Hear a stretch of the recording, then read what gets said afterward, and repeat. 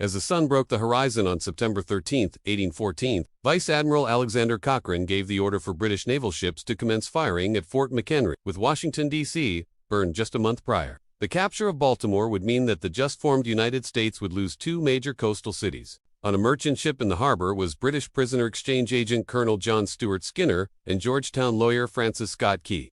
On September 5th, Stuart and Key had sailed into the harbor to meet with Admiral George Cockburn to discuss the release of Dr. William Bean. Beans was a doctor and a colleague of Key who had refused to give food and drink to British soldiers who had happened upon his house in Upper Marlboro, Maryland. He was scheduled to be hanged.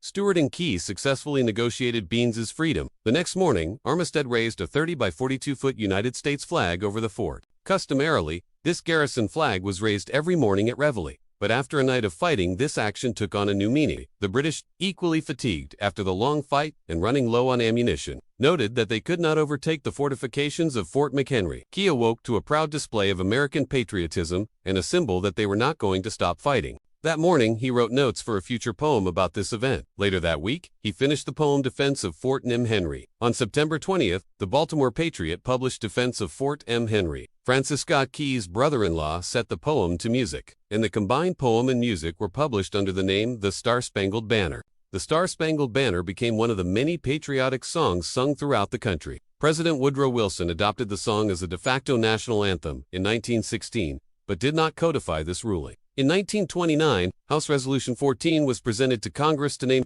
the Star-Spangled Banner as the official national anthem to the United States. The flag was passed down within the family until Eben Appeton, Armistead's grandson, donated the flag to the Smithsonian Institute. Get in the truck, small-town America. Follow us for more history.